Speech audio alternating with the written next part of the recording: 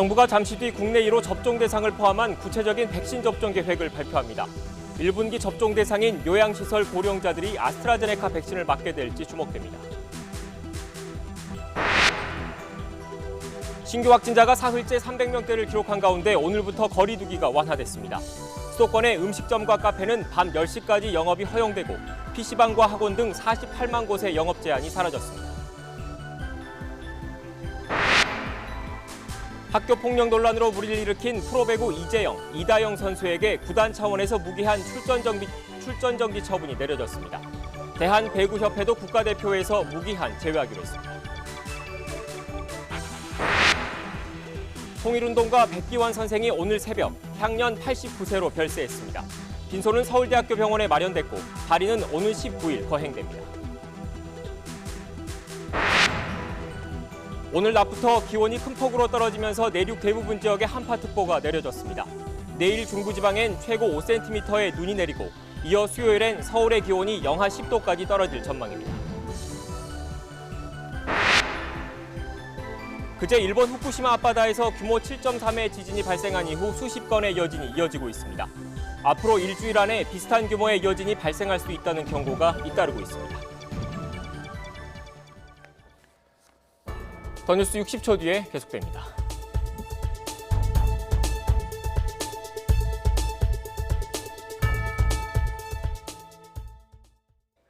설 연휴 마지막 날인 어제 하루 국내 코로나19 신규 확진자는 344명입니다. 사흘 연속 300명대입니다. 수치만 놓고 보면 급격한 확산은 억제되고 있는 건데 그렇다고 마음을 놓을 수도 없습니다. 연휴 기간 검사 건수 자체가 줄어든 걸 고려해야 합니다. 실제로 지난 나흘 동안 하루 평균 검사 건수는 직전 평일의 절반 수준에 그쳤습니다. 정확한 추세를 가늠하려면 좀 더 지켜봐야 한다는 의미입니다. 특히 전체 인구의 절반 이상이 모여있는 수도권의 확산세를 예의주시할 필요가 있습니다. 최근 전체 국내 발생 확진자의 80% 가까이 차지하는 등 여전히 경고등이 켜져 있기 때문입니다. 이처럼 안정적인 감소세를 유지할지 아니면 확산의 불씨가 되살아날지 갈림길에 선 상황. 질병관리청은 오늘 오후 2월과 3월 백신 접종 시행 계획을 발표합니다. 1분기 대상 인원 83만 명에 대한 구체적인 접종 일정이 담길 것으로 보입니다. 최대 관심사는 65세 이상 고령층에 대한 아스트라제네카 백신의 우선 접종 여부입니다. 앞서 백신을 허가한 식약처가 최종 판단을 사실상 의사에게 맡긴 터라서 고민이 깊을 수밖에 없습니다. 더욱이 고령층을 대상에서 뺄 경우 전체 접종 일정의 차질이 불가피해서 질병청이 어떤 판단을 내릴지 주목되고 있습니다. 관련 브리핑은 잠시 뒤에 생중계로 전해드리겠습니다. 그럼 먼저 재난지원금 관련해서 정치권 움직임 살펴보겠습니다. 더불어민주당이 4차 재난지원금을 맞춤형, 그러니까 선별 지급 방식으로 다음 달 말에 지급할 계획이라고 밝혔습니다. 국민의힘은 4월 보궐선거를 앞둔 선거용 퍼주기다 이렇게 비판하면서 재원 마련 방법부터 밝히라고 촉구하고 있습니다. 취재기자 연결합니다. 이연아 기자. 네, 정치부입니다. 네, 늦어도 다음 달 안에 4차 지원금을 지급하겠다 이런 방침인데 선별 지원인 거죠? 네, 그렇습니다. 민주당이 4차 재난지원금을 자영업자와 소상공인 대상 맞춤형 피해 지원으로 선별 지급하고 보편 지급은 코로나19 상황을 보면서 지급하기로 결정했습니다. 오늘 아침 회의에서 민주당 이낙연 대표는 어제에 이어 4차 재난지원금이 이전의 피해 지원금보다 사각지대를 최소화하는 방향으로 두텁게 이루어져야 한다고 거듭 강조했습니다. 김종민 최고위원 역시 2, 3차 지원금처럼 위로 수준에 그쳐선 안 된다. 신영대 대변인은 100만 원에서 300만 원 정도는 안 되고 더 두텁게 해야 한다고 밝혔는데요. 당 내부적으로는 연매출 4억 원, 종업원 5명 미만이었던 기존 소상공인 지원 대상을 확대하고 노점상, 플랫폼 노동자 등 사각지대까지 지원을 확대하는 방안을 검토 중입니다. 이에 따라 4차 재난지원금 규모도 지난 3차보다 더 커질 것으로 예상됩니다. 앞서 김태년 원내대표는 3차 지원금보다 더 규모가 커져야 할 것이라고 밝혔는데요. 3차 9조 3천억 원 투입을 감안하면 4차는 10조 원이 넘을 것으로 예상됩니다. 또 재원 마련은 올해 본 예산에서 아낄 부분은 아끼되 더 필요한 부분은 적자 국채를 발행하기로 했습니다. 지급 시기는 3월 후반으로 예상됩니다. 직접 들어보시죠. 앞으로 세부적인 당정 협의를 통해 2월에 추경안을 편성하고 3월 중에 국회 처리를 통해 3월 후반기부터 긴급 재난지원금이 지급될 수 있도록 속도감 있게 추진하겠습니다. 이에 대해 국민의힘은 국민주권을 돈으로 사겠다는 의도라고 강하게 비판했습니다. 이어서 들어보시겠습니다. 3차 재난지원금이 지급도 다 되기 전에 4차 재난지원금을 서둘러 지원하겠다는 것은 4.7 선거를 앞두고 국민의 주권을 돈으로서 사겠다는 의도가 있다고 볼 수밖에 없습니다. 오늘 아침 회의에서 국민의힘 주호영 원내대표는 손실보상법의 정교한 제정이 급선무라고 맞섰습니다. 또 행정명령으로 손해 입은 국민에게 정확히 책정해 지급하는 것이 중요하다며 임의기준 지급은 또 다른 불만과 문제를 만들 것이라고 주장했습니다. 특히 재원 조달에 대해서도 어떤 방법으로 할 것인지 명확하게 밝혀야 한다고 주장하면서 정치권 논쟁이 격화되고 있습니다. 지금까지 정치부에서 YTN 이현아입니다. 오늘부터 완화된 사회적 거리 두기가 시행되고 있습니다. 영업 가능 시간이 늘어나거나 운영 제한 시간이 아예 사라진 업종도 있는데요. 자영업자들은 대체로 환영하는 분위기인데 감염이 다시 확산하진 않을지 우려도 나오고 있습니다. 취재기자 연결합니다. 김경수 기자. 네, 서울 홍대 거리입니다. 네, 오늘 거리 두기 완화 첫날인데 먼저 어떤 것들이 달라지는지부터 정리해 주시죠. 네, 지금 제가 나와 있는 이곳 서울 홍대 거리에서는 음식점이나 카페를 쉽게 찾아볼 수가 있습니다. 그동안은 밤 9시면은 손님에게 나가달라고 얘기를 해야 했지만 오늘부터는 1시간 더, 그러니까 밤 10시까지 운영을 할 수가 있습니다. 노래 연습장이나 실내 체육시설 등도 마찬가지로 밤 10시까지 운영을 할 수가 있습니다. 또 수도권 거리두기 단계가 2단계로 낮아지면서 영화관, PC방, 학원, 대형마트 등 다중이용시설의 영업 제한 시간은 완전히 사라지는데요. 이렇게 수도권에서 영업시간 제한이 사라지는 곳은 48만 곳에 이릅니다. 그동안 50명 미만만 모일 수 있었던 결혼식과 장례식의 경우엔 참석 제한 인원이 100명 미만으로 늘어납니다.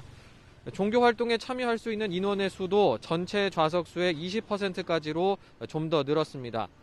수도권 이외 지역의 경우엔 거리두기 단계가 1.5단계로 낮아지면서 식당과 카페, 노래 연습장, 실내 체육시설 등 52만 곳이 영업시간 제한을 받지 않게 됩니다.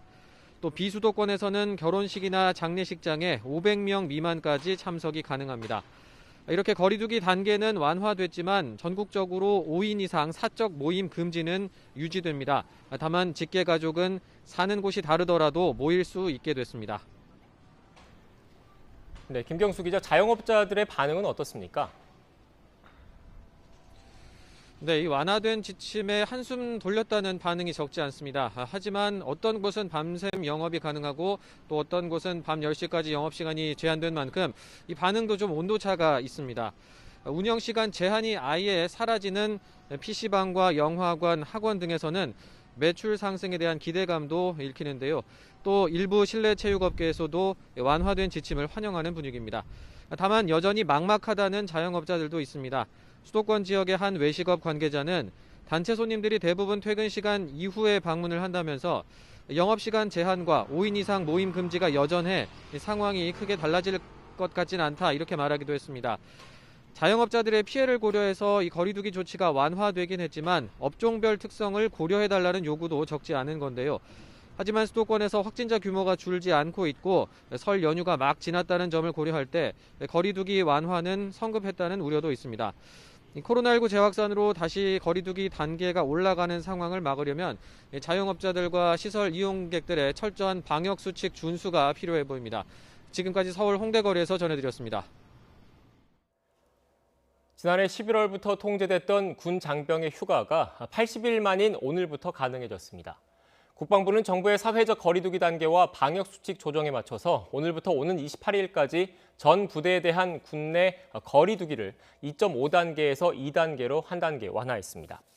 이에 따라 장병들의 휴가는 군내 유전자 증폭 검사 능력 등 방역 관리가 가능한 범위 안에서 부대 병력 20% 이내로 허용됩니다. 외출은 현장 지휘관 판단에 따라 안전지역에서만 시행할 수 있도록 했고 외박과 면회는 계속 통제됩니다. IM 선교회가 운영하는 비인가 교육시설을 중심으로 전국으로 코로나19 감염이 번져서 400명 넘는 확진자가 발생했죠. 감염병법과 학원법 등을 위반한 혐의로 고발된 대전 IM 선교회와 비인가 교육시설에 대해서 경찰이 오늘 오전에 압수수색을 벌였습니다. 취재기자 연결해서 자세히 알아보겠습니다. 이문석 기자. 네, 대전입니다. 네, 경찰 압수수색이 3시간가량 진행됐다고 하던데 어떤 자료를 확보했는지 파악됐습니까? 네, 경찰은 학업계획 관련 문서와 교육자료 중심으로 서류와 파일을 가지고 나왔다고 말했습니다. 모두 7상자 분량의 자료를 확보했습니다. 오전 8시 45분쯤 시작한 압수수색은 오전 11시 반에 마무리됐습니다. 대전 중구에 있는 IM 성교회와 비인가 시설인 IEM 국제학교 본관 그리고 부속 건물들이 수색 대상이었습니다. IM 성교회 관련 수사는 대전경찰청에서 직접 진행하고 있는데요. 반부패경제범죄수사대 소속 경찰관 10여 명이 방역복을 착용한 상태로 현장에서 압수수색을 벌였습니다. IM 성교회가 운영하는 비인가 교육시설인 IEM 국제학교에서 하루 127명이 확진되며 충격적인 집단 감염이 시작됐습니다. 이 선교회가 운영하는 비인가 교육시설이 전국에 20여 개에 달합니다. 대전 말고도 광주와 경기도 등지 시설에서 집단 감염이 발생해 이 선교회와 관련한 확진자가 전국에서 400명이 넘었습니다. 앞서 대전시는 감염병 예방과 관리에 관한 법률 위반 혐의로 마이클 조 선교회 대표 등 2명을 고발했습니다. 비대면 예배 기간 시설 내 예배실에서 대면 예배를 진행했고 좌석수의 20% 이내 예배 시행 등 여러 방역 수칙을 위반한 정황을 확인했다고 밝혔습니다. 대전시 교육청도 학원법과 초중등교육법 위반 혐의로 경찰에 마이클 대표 등을 고발 조치했습니다. 교육청의 학원 등록이나 학교 설립 절차 없이 학교라는 명칭을 사용했고 학령기 학생을 대상으로 30일 이상 중고등 교과를 운영한 정황을 근거로 제시했습니다. 경찰은 오늘 압수수색한 자료를 바탕으로 곧 마이클 조 선교회 대표에 대한 소환 조사를 진행할 전망입니다. 지금까지 대전에서 YTN 이문석입니다. 코로나19 확진자 가족이 기르던 고양이가 확진됐다고 서울시가 밝혔습니다. 이번에 서울에서 확진된 고양이는 4, 5년생 암컷으로 구토와 활동 저하 증상을 보였고 이달 10일 임시보호시설로 옮겨진 상태에서 검사를 받아 어제 양성 판정을 받았습니다. 이 고양이는 서울시 동물복지지원센터로 옮겨져 현재 격리 보호되고 있습니다. 올 여름이 끝날 무렵에는 미국에서 원하는 사람은 모두 코로나19 백신을 맞을 것으로 예상한다고 질병통제예방센터죠. CDC의 국장이 밝혔습니다. 이런 가운데 미국 일반인들의 백신 접종은 4월부터 시작될 것으로 보입니다. 워싱턴 강태욱 특파원의 보도입니다.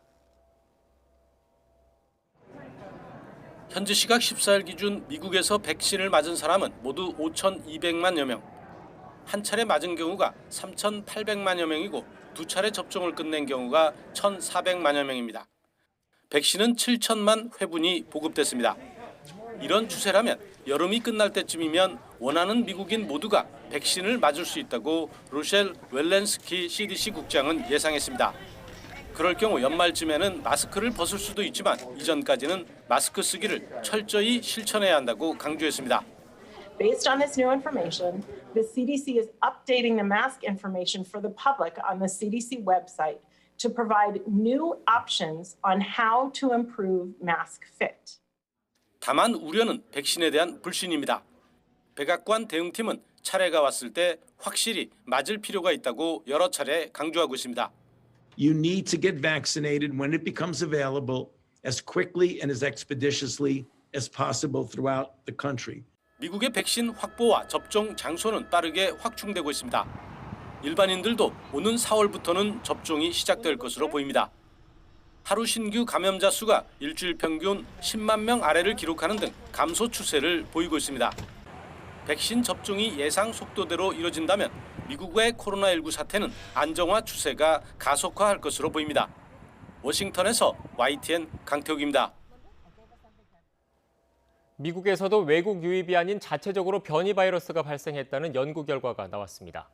뉴욕타임스는 전염력과 치명도가 높은 것으로 알려진 영국과 남아프리카 공화국 변이 바이러스에 이어서 미국 변이까지 나타나면서 확산세가 우려된다고 밝혔습니다. 현재 개발된 코로나19 백신은 일부 변이 바이러스에 대해서는 효능이 떨어지는 것으로 나타나서 이에 맞춰서 백신을 다시 개량하고 있죠. 그런데 이렇게 새로운 변이 바이러스가 나타날 때마다 백신을 개량할 필요 없이 모든 변이 바이러스를 다 막아내는 코로나19 범용 백신이 1년 안에 개발될 것이라는 전망이 나왔습니다. 김형근 기자입니다. 화이자나 아스트라제네카 백신은 스파이크라고 불리는 바이러스의 돌기 단백질을 겨냥하는 항체가 만들어지도록 유도합니다. 그런데 이 돌기 단백질은 변이가 잘 일어납니다.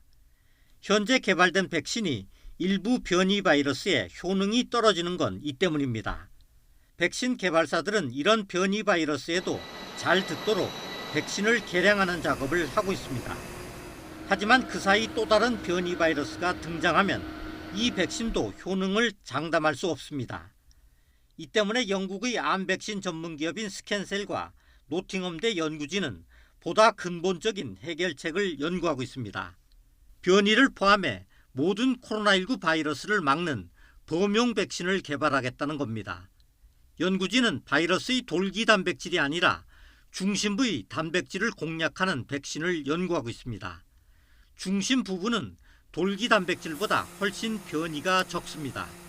때문에 좀 더 안정적으로 바이러스를 무력화시킬 수 있는 겁니다. 연구팀은 쥐를 대상으로 한 실험에서 긍정적인 결과를 얻었다고 밝혔습니다. 올해 하반기에는 인체를 대상으로 한 시험을 할 계획입니다. 물론 아직 독감도 변이를 다 막는 범용 백신이 나오지 않았다는 점을 감안하면 쉬운 일은 아닙니다. 연구진은 그러나 지금까지 긍정적인 결과가 나왔기 때문에 투자가 잘 이루어지면 1년 안에 범용 백신을 개발할 수 있을 것이라고 밝혔습니다. YTN 김영근입니다. 네, 앞서 전해드린 대로 1분기 백신 세부 접종 계획이 잠시 뒤에 발표됩니다. 발표에 앞서서 전문가와 함께 관련 내용 예상해 보겠습니다. 유병욱 순천향대 서울병원 가정의학과 교수 나오셨습니다. 교수님, 안녕하세요.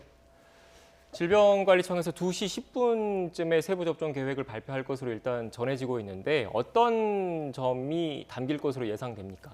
우선 국민 여러분들이 가장 궁금해하시는 누가, 언제 예방접종을 할지에 대한 좀 더 구체적인 사항이 나올 텐데요. 이전에 발표했던 내용을 보시면 65세 이상의 대상자가 예방접종이 진행될 것으로 생각이 되고요. 그리고 요양병원, 요양시설에서 근무하시는 분들 우선적으로 시작될 것 같습니다. 그리고 이제 예방접종의 종류에 대해서도 여러 가지 얘기가 있었는데 이제 구체적으로 도입되는 시기와 예방접종이 어떤 것이 될 것인지에 대한 설명이 나올 것으로 예측됩니다. 네. 특히 상반기에는 화이자 백신이랑 아스트라제네카 백신 일단 들어오는 것으로 알려지고 있지 않습니까? 이 가운데서 특히 아스트라제네카 백신의 물량이 많은데 고령층 접종 여부에 대해서 일단 관심이 쏠리고 있습니다. 앞서 식약처까지 품목 허가를 냈는데 그 과정을 좀 정리를 해주시겠습니까? 우선은 초기 1차 심의에서는 65세 이상에 대해서 예방접종이 가능하다라고 하는 그런 취지의 발표가 있었는데요.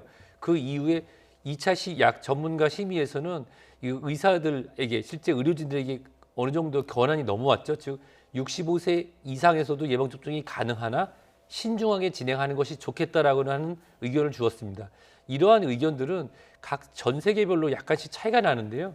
예를 들어서 유럽의 독일이나 프랑스 같은 경우는 65세 미만에서 예방접종을 권고하고 허가 상황이 났고 핀란드 같은 경우는 좀 특이하게 70세 미만에서 예방접종 권고가 나 있습니다. 이 65세 이상의 부분은 현재까지 나와 있는 예방접종에 대한 그 권고 사항이 가장 중요한 게 안정성과 유효성인데 그 부분에 대한 것이 나오는 것에 따라서 아마 결정될 것으로 생각됩니다. 네, 교수님 말씀하신 사이에 질병관리청의 브리핑이 시작된 것 같은데요. 현장 그림 보여주시겠습니까? 네, 코로나19 2월, 3월 예방접종 계획에 대해서 설명드리도록 하겠습니다. 코로나19 예방접종 대응 추진단은 지난 1월 28일 발표한 예방접종 계획에 따라서 이후에 구체화된 백신 공급 계획과 준비 상황을 반영하여 2월과 3월에 예방접종 시행 계획을 마련하였습니다. 이번 시행 계획은 코로나19 백신 분야 전문가 자문단 검토와 예방접종 심의위원회의 심의를 거쳐서 결정하였습니다.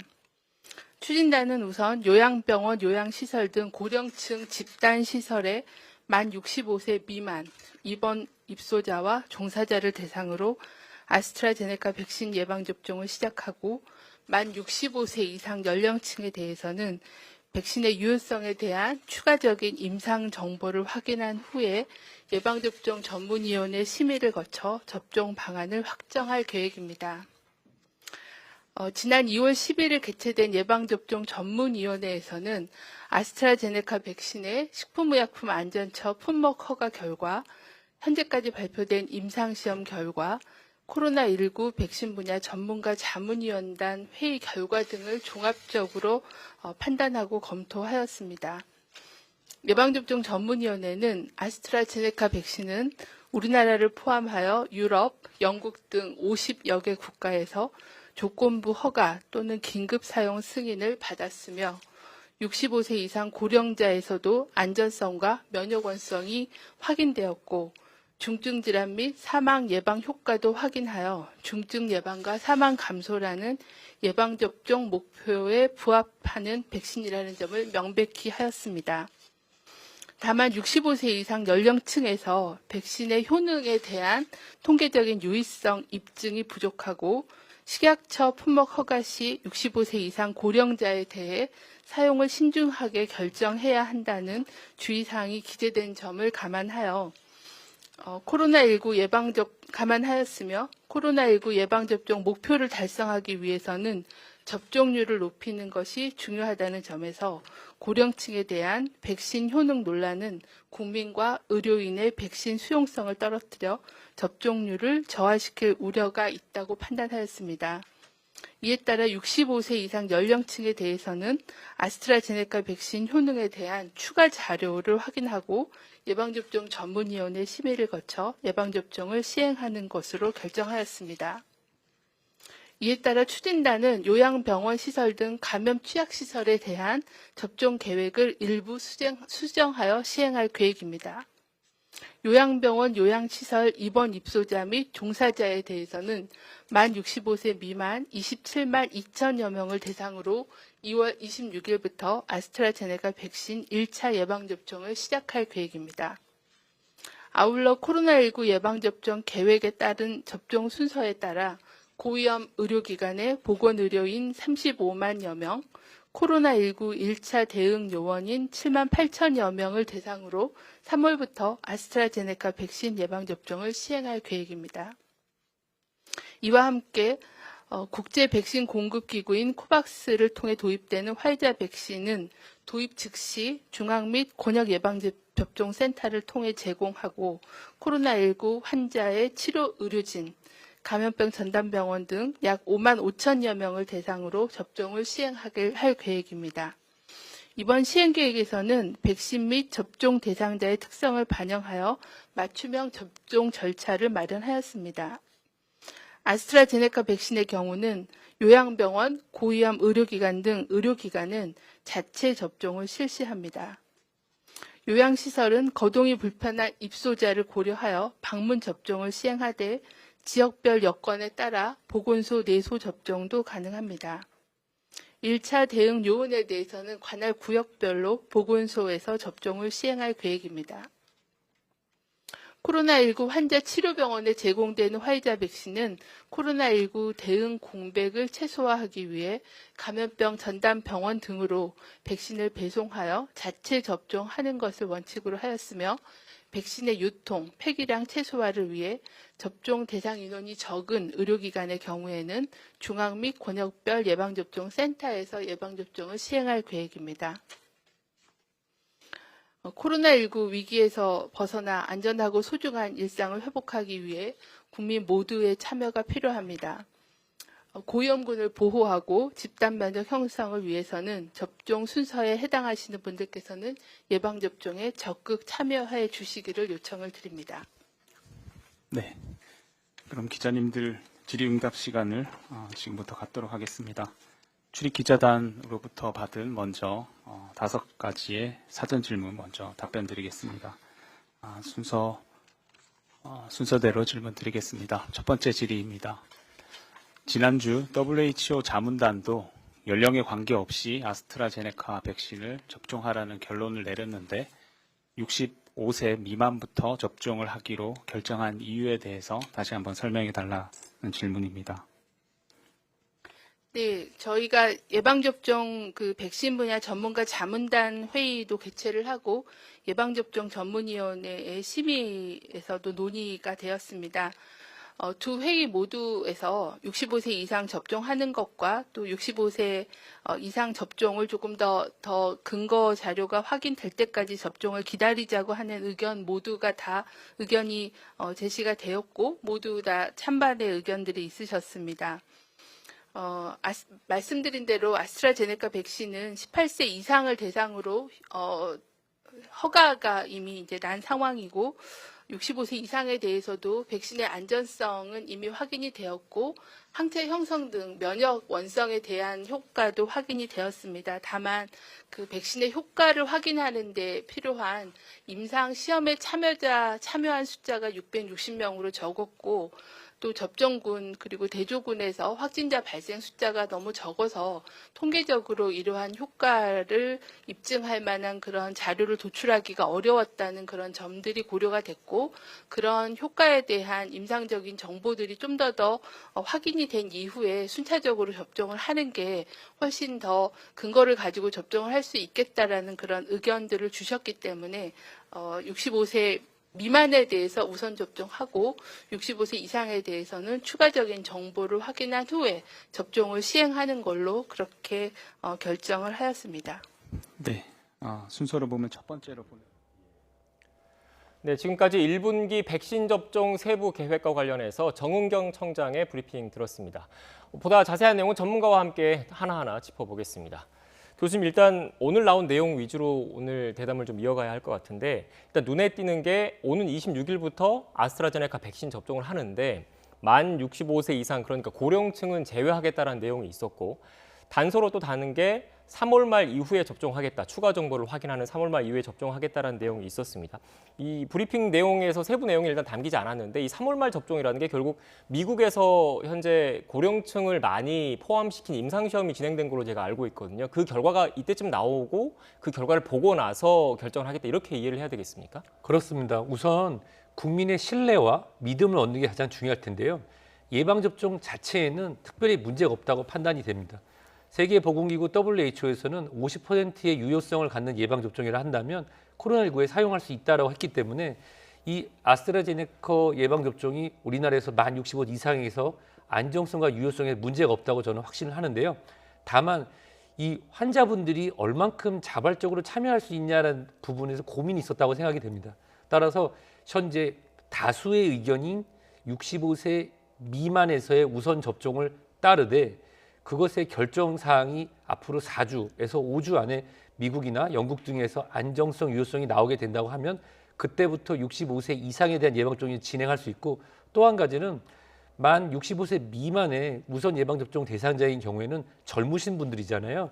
이런 분들이 예방접종을 잘 따르는 모습과 그다음에 그것이 안전하다고 하는 사회 전반적 의식이 앞으로 4주가 나타난다고 하면은 어떻게 보면 첫 단추를 잘 꽂을 수 있는 그런 선택이라고 판단이 됩니다. 네, 교수님 말씀을 들어보면 미국이나 영국 등에서 고령층이 많이 포함된 임상시험 결과가 나오면 그걸 보고 결정을 하려고 하는 것 같다라는 말씀이신 것 같은데 그렇다면 3월 말 일단 지금 목표로는 3월 말 이후에 접종 예정인 거지 않습니까? 그런데 그 사이에는 어떤 분들이 맞게 되는 겁니까? 오늘 이제 발표됐던 내용은 두 번째 발표했던 내용하고 약간 차이가 있는데요.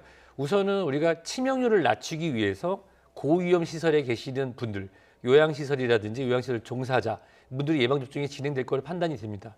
근데 이곳에 계신 분들이 65세 이상인 경우가 많아요. 모시는 분들이. 거기 계시는 의사 선생님이나 종사자분들도 많기 때문에 우선적으로 65세 미만인 경우 진행될 것 같고 그다음에 이제 거기 계시는 고위험기관에 계시는 의료진들이 예방접종하는데 저는 이제 방패라는 표현을 씁니다.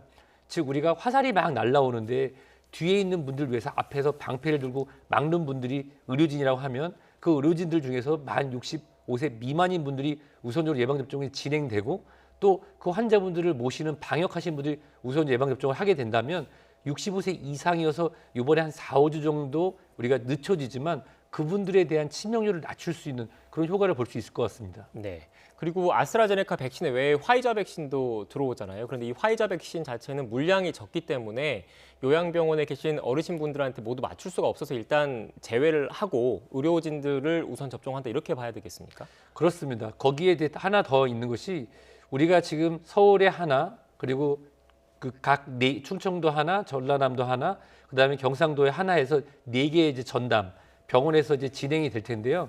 이 화이자 예방접종 같은 경우는 처저온 상태에서의 그런 보관이 필요하고 우리가 최근에 우리가 훈련도 했지만 훈련이 필요합니다.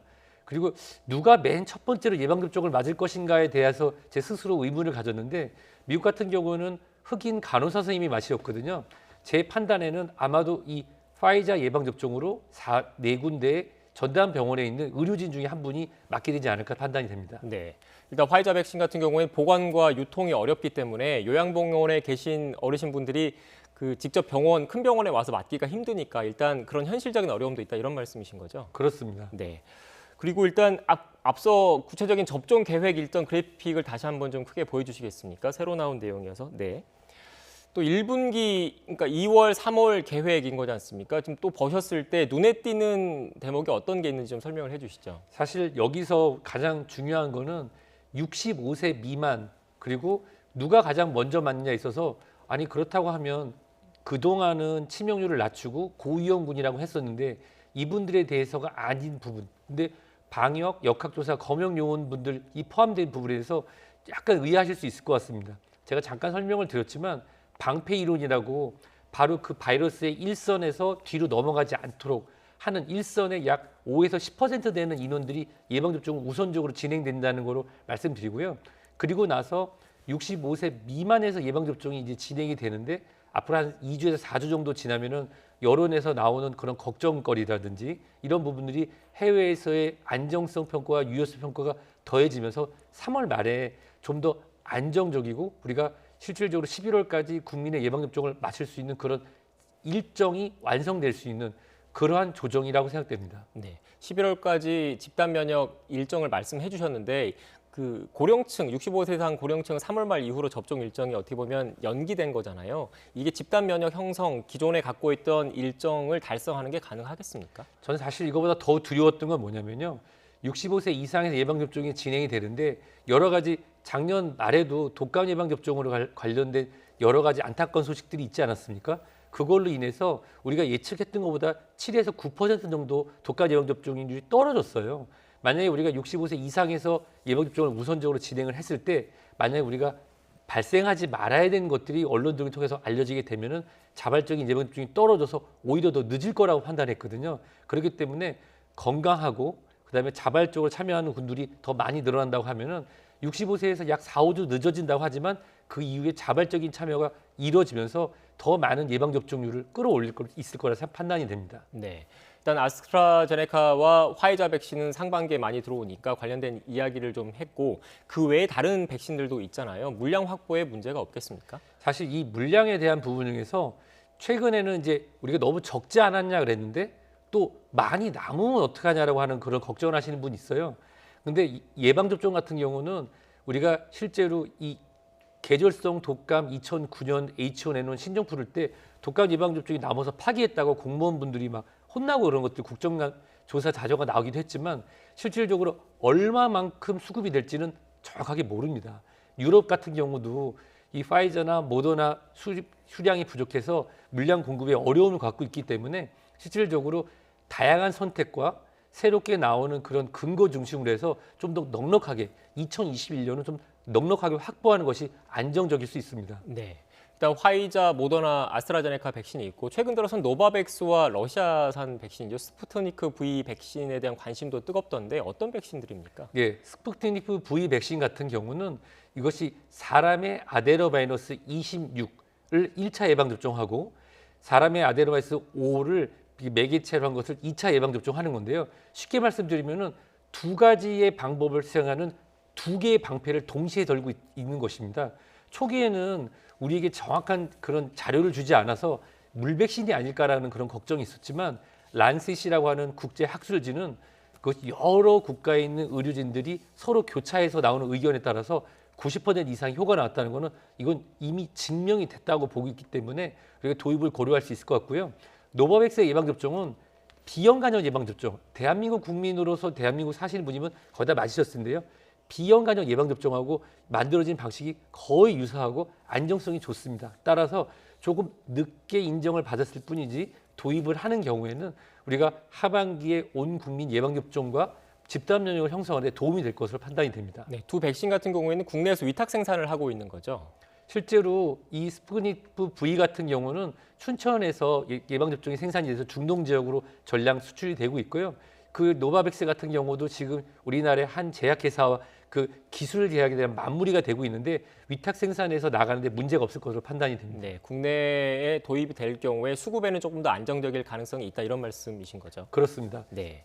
이렇게 백신 접종 일정이 나왔는데 백신 접종과 별도로 확진자, 신규 확진자가 급속하게 늘어나는 걸 또 막아야 되지 않습니까? 최근 추세는 어떻게 보십니까? 최근의 추세 같은 경우는 우선 설 이전에 우리가 기초선, 예전에는 우리가 기초선 하루에 환자 수지 50명, 100명 정도를 우리가 기본적으로 본다고 하면 지금 사회 전반적으로 전반적으로 있는 감염 상태가 약 200에서 300명 정도로 봅니다. 이것은 어떠냐면 봄철이 되면 강원도 등에 산불이 나잖아요. 불이 나지 않는 것처럼 보이지만 잔불이라고 해서 아래 가라앉아 있다가 언제든지 촉발되면은 나타날 수 있는 상황입니다. 이런 것들이 서울 소재의 대형 병원이나 또는 체육시설 등에서 발생을 하고 또 이 설 연휴 전후에 인구 이동량이 적었지만은 그래도 평상시보다는 많았기 때문에 이 설 전후의 방역이 아마 이번 주 목금 정도의 확진자에 따라서 성패가 나타날 것으로 판단이 됩니다. 네, 설 연휴 기간 방역의 성패는 조금 더 지켜봐야 한다라는 말씀이신 것 같고 아무래도 그래도 우리 국민 여러분께서 그 귀성객이 예년보다 많이 줄었다고 하지 않습니까? 정부의 방역 지침에 많이 동참을 하면서 그런데 일부 또 관광지나 이런 데는 또 사람들이 많다고 그래서 그런 점이 좀 우려스럽더라고요. 사실 가장 중요한 거는 일부 대형 병원이나 또는 체육시설에서 환자분이 발생하는 걸 보면은 이 마스크를 벗고 취식을 같이 하거나 또는 마스크를 지속적으로 착용해야 되는 분들도 착용하지 않았기 때문에 발생하는 경우가 많았거든요. 이것은 이 연휴 기간에 휴양지나 또는 이제 가족 친지를 만나면서 얼만큼 개인 방역이 잘 지켜졌냐가 결정될 것 같습니다. 작은 방역의 틈이 개인에서 시작돼서 그것이 한 단체 그리고 사회로 나가는 것에 대해서 우리가 이미 보았기 때문에 그렇죠. 따라서 임시선별진료소가 오늘부터는 무기명이 아니라 전화번호나 간단한 그 생년월일 등을 적어서 기명을 하는데요. 이번 주에 본인이 동선이 겹치거나 또는 특정 지역, 특정 단체랑 겹친다고 하시면은 임시선별진료소에서 자발적인 검사를 이번 주에 좀 촘촘하게 받는다고 하면은 이 혹시라도 설 연휴에 확대될 수 있는 확대세를 막을 수 있을 거로 판단이 됩니다. 네. 앞서 취재기자 통해서 전해드렸는데 자영업자분들의 고충이 워낙 크기 때문에 거리두기 단계가 좀 완화되긴 했습니다. 하지만 일각에서는 이 거리두기 완화가 오히려 그 재확산에 불씨가 되지 않을까 이렇게 걱정하시는 분들도 계시더라고요. 교수님께서는 어떻게 보십니까? 우선 이 완화 조치에 대해서는 설 연휴 전 일주일 전에 이미 충족을 했습니다. 그래서 낮출 수도 있었는데 이 당국에서는 일주일 정도 늦춘 거죠.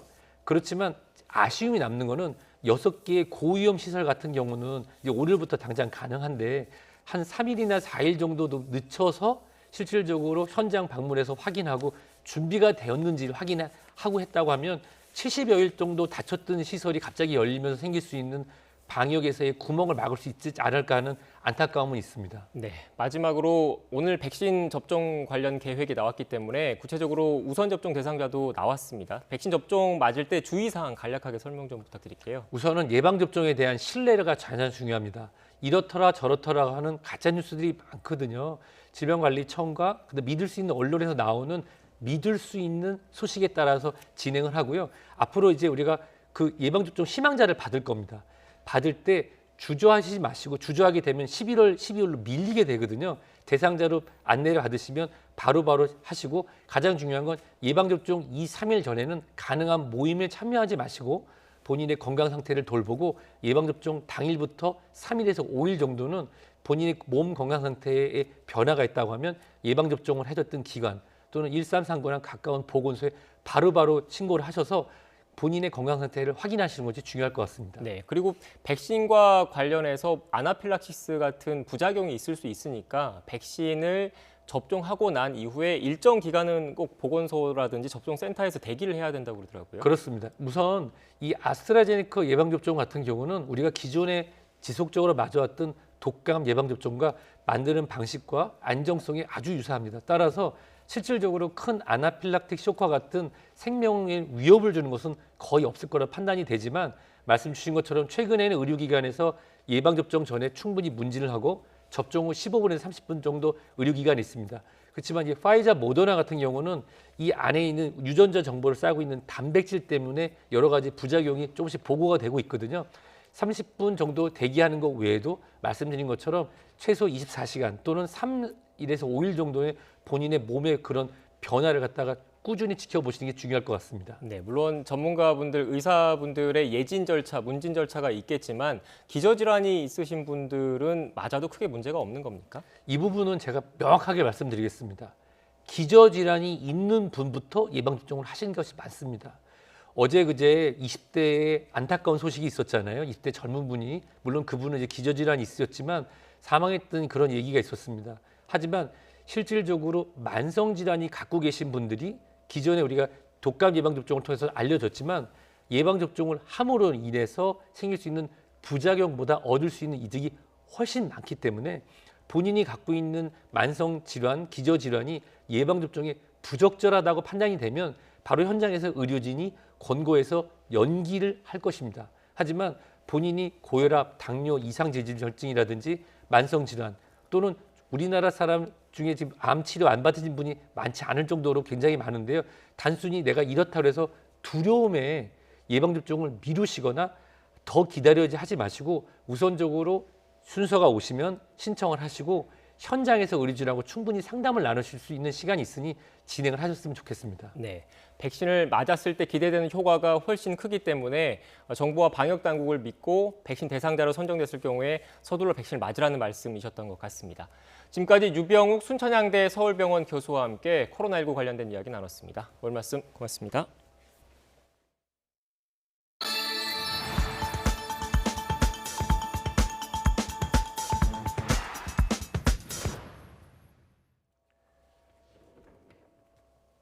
네, 찬바람이 불면서 날씨가 다시 추워졌습니다. 추위 속에 내일은 전국에 또 한 차례 눈 소식이 있습니다. 자세한 날씨 알아보겠습니다. 권혜인 캐스터. 네, 평화의 공원에 나와 있습니다. 네, 바람이 무척 강하게 불고 있는 것 같습니다. 네, 오후 들어서 바람이 무척 강해졌습니다. 해안과 산간, 제주도에는 강풍특보가 내려진 가운데 서울에도 최대 순간 풍속 초속 15m 안팎의 매우 강한 바람이 불고 있습니다. 찬바람이 강하게 불 때면 찬바람이 오기 시 저절로 몸이 움츠러들 정도니까요. 오늘 퇴근길에는 방한용품 잘 챙겨주셔야겠습니다. 추위 속에 내일은 전국 대부분 지역에 눈 소식까지 있습니다. 오전에 중북부 지방을 시작으로 낮 동안 그 밖의 내륙에도 눈이 내리겠습니다. 경기 남부와 충청의 최고 7cm의 많은 눈이 내리겠고요. 서울을 비롯한 그 밖의 내륙에도 1에서 3cm의 눈이 예상됩니다. 대부분 지역에 한파특보가 내려진 가운데 내일 아침은 영하권의 추위가 기승을 부리겠습니다. 내일 서울의 아침 기온이 영하 6도, 대전과 대구는 영하 5도, 광주는 영하 3도로 오늘보다 7에서 9도나 낮겠습니다. 낮 기온인 서울이 영하 2도, 대전 3도, 광주는 6도로 오늘보다 1에서 5도가량 낮겠습니다.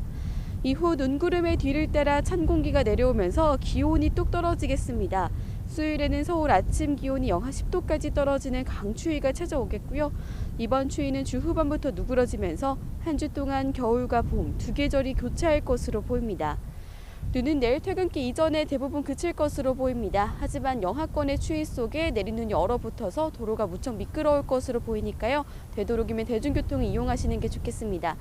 지금까지 평화의 공원에서 YTN 권혜인입니다.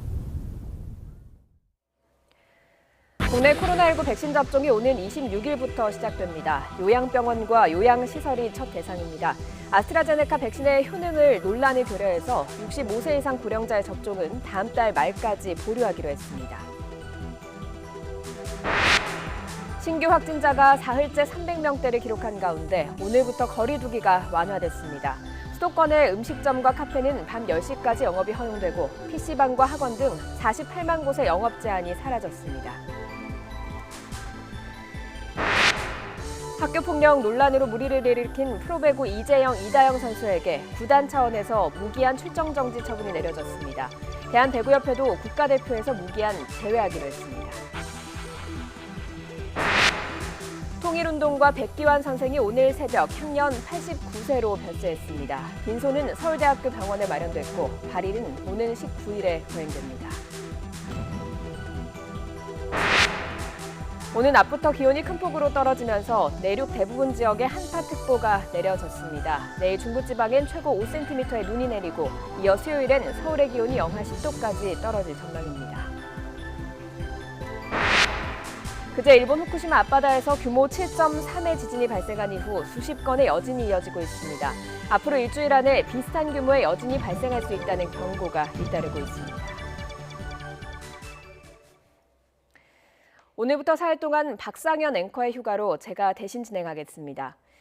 통일운동가 고 백기환 선생이 오늘 새벽 향년 89세로 연명했습니다. 서울대병원 장례식장에 차려진 빈소에서 조금 전부터 조문을 받기 시작했습니다. 현장 상황 취재기자 연결해서 알아봅니다. 박희재 기자.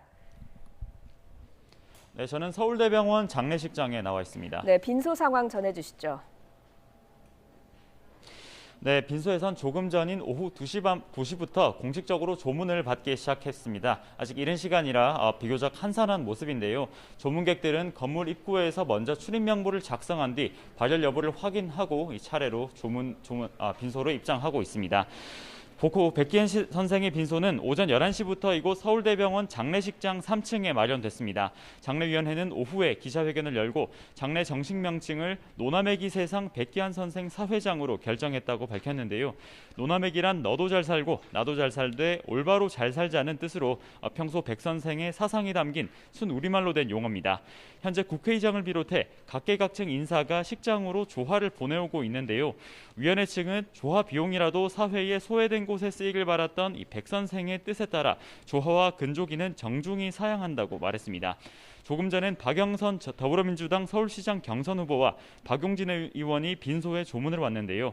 저녁이 되면 정재계 인사들의 조문 행렬도 본격적으로 이어질 것으로 보입니다. 장례위원회는 코로나19 상황을 고려해 사이버 추모관을 열어 온라인상으로도 추모를 받고 있습니다.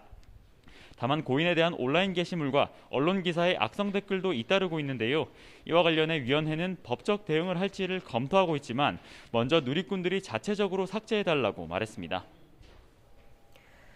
네, 장례 일정도 나왔다고요?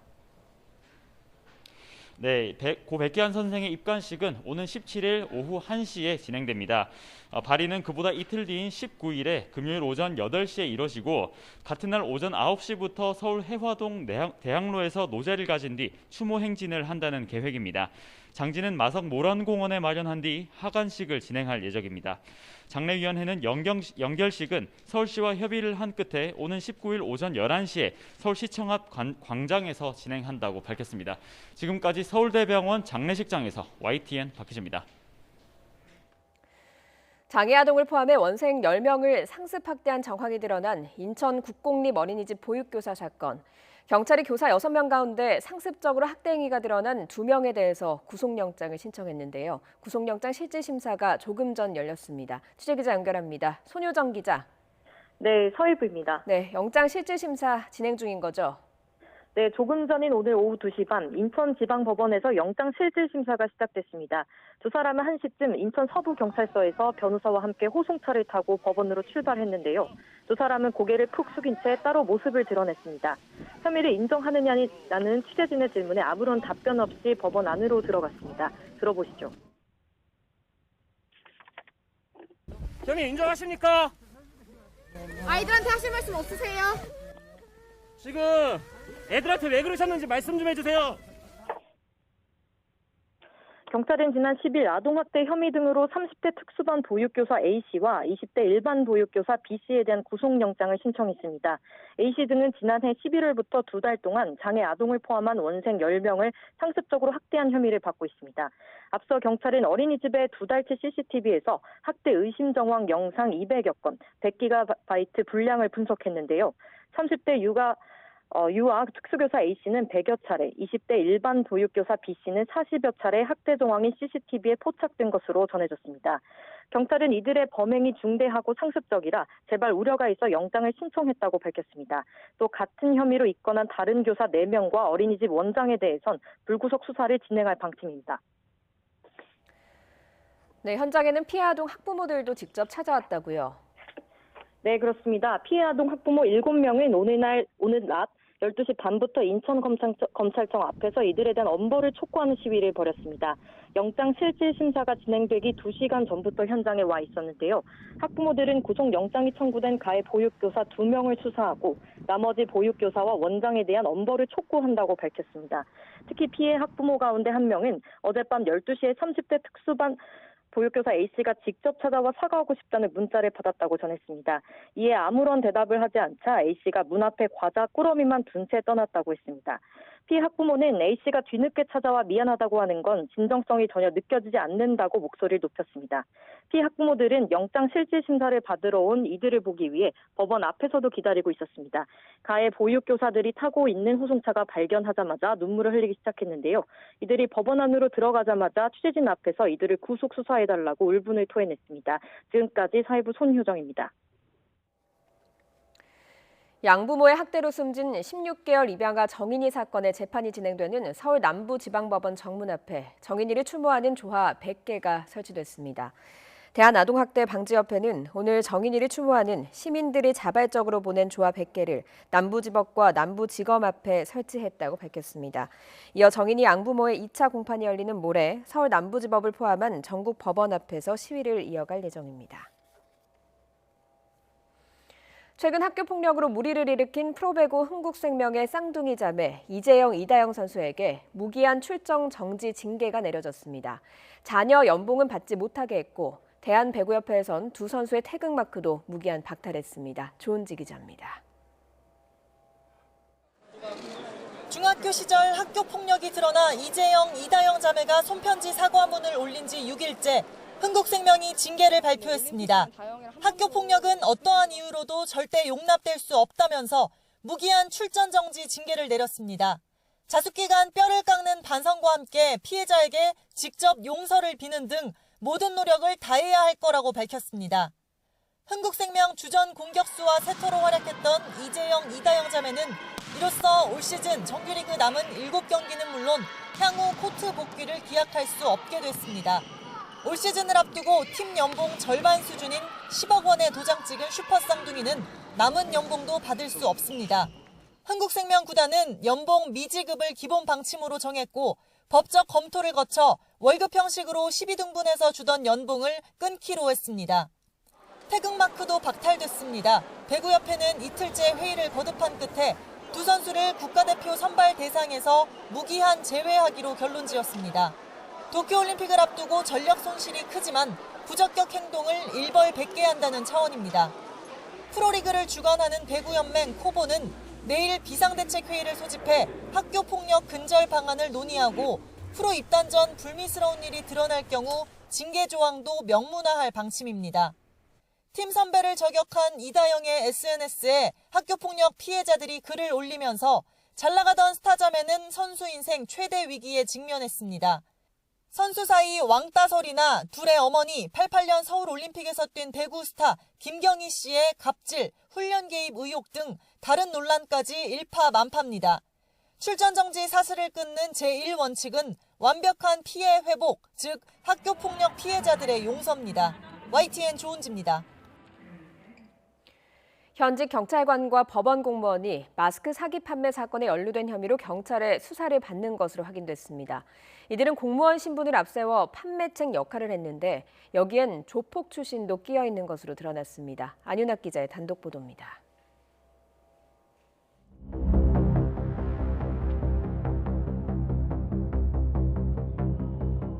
마스크 품귀 현상이 절정에 달했던 지난해 3월 기업 납품을 위해 마스크 공장을 알아보던 차모 씨는 지인 소개로 판매책 송모 씨를 만났습니다. 송 씨는 친삼촌인 현직 경찰관 A 씨와 함께 일하고 있다며 자신을 믿고 거래하자고 제안했습니다. A 씨가 연쇄살인범 최신종 검거팀의 일원이었다며 증거 사진까지 보여줬습니다. 귀를 봐주는 사람이 삼촌이 공무원이다. 아무 걱정하지 마시고 마스크는 받으실 거니까 좀 시간을 달라. 그 당시 전주에서 경찰을 끼지 않고는 마스크 거래를 할 수 없다겠어요.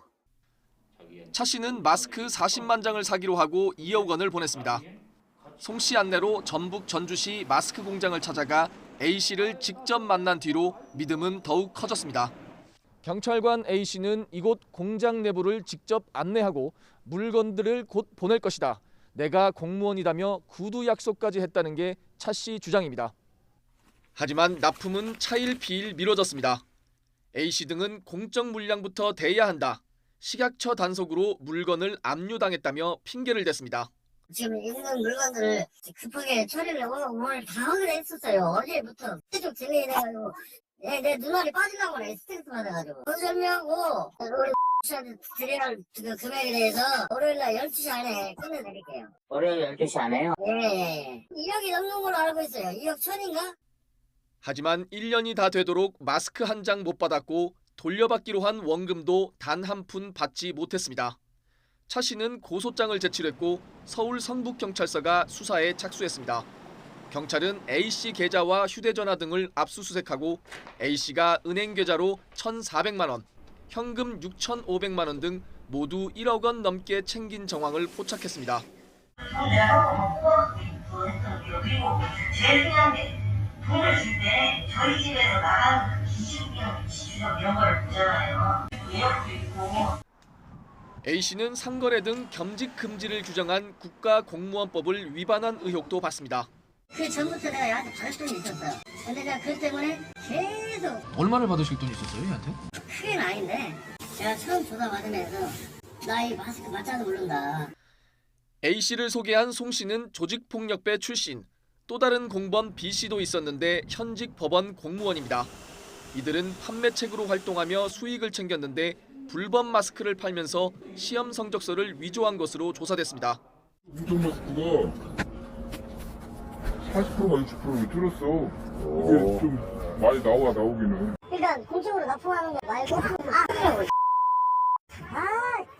알았어. 공적 그 물량 납품할 거 말고 뒤로 빼는 거 있잖아요. 그거를 이쪽에서 형님한테 우리가 자유거래로 그거지. 이에 대해 A씨와 B씨는 송씨가 모든 돈을 챙겼고 자신들은 사기와 무관하다고 해명했습니다. 내 영장 청구는 기록하면은 10원 값도 아니고 장본이 돼야지.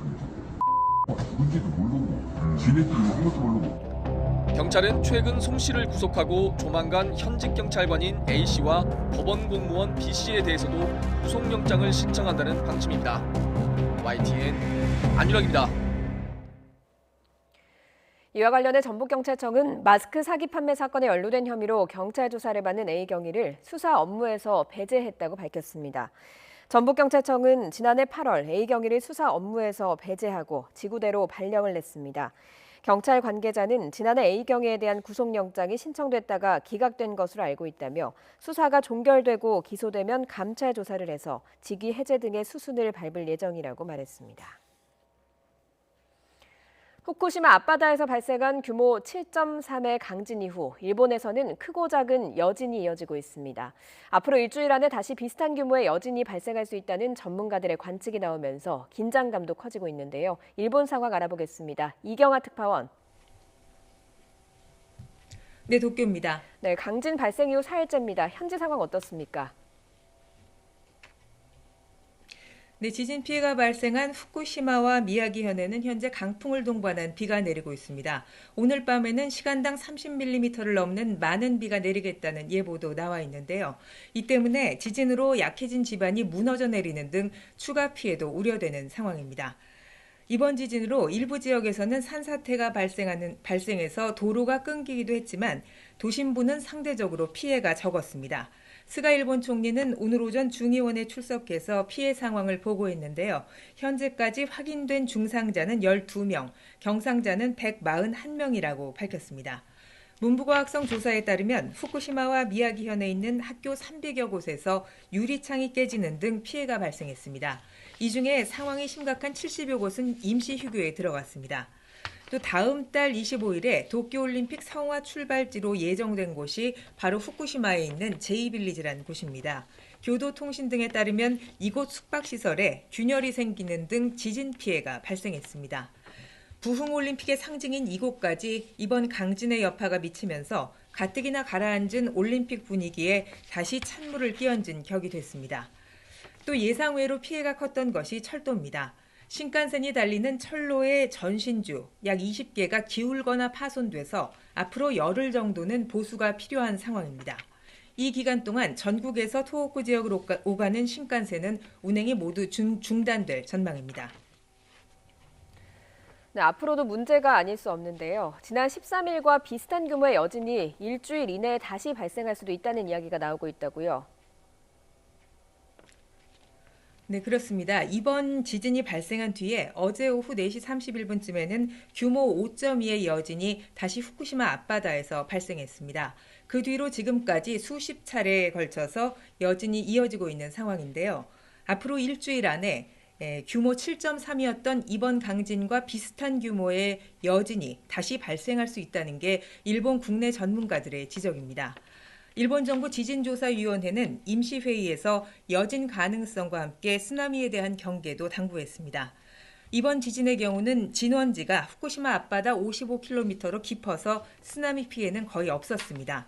지난 13일 밤에 지진이 일어난 뒤에 미야기현에서 최대 20cm 높이의 쓰나미가 관측된 정도였는데요.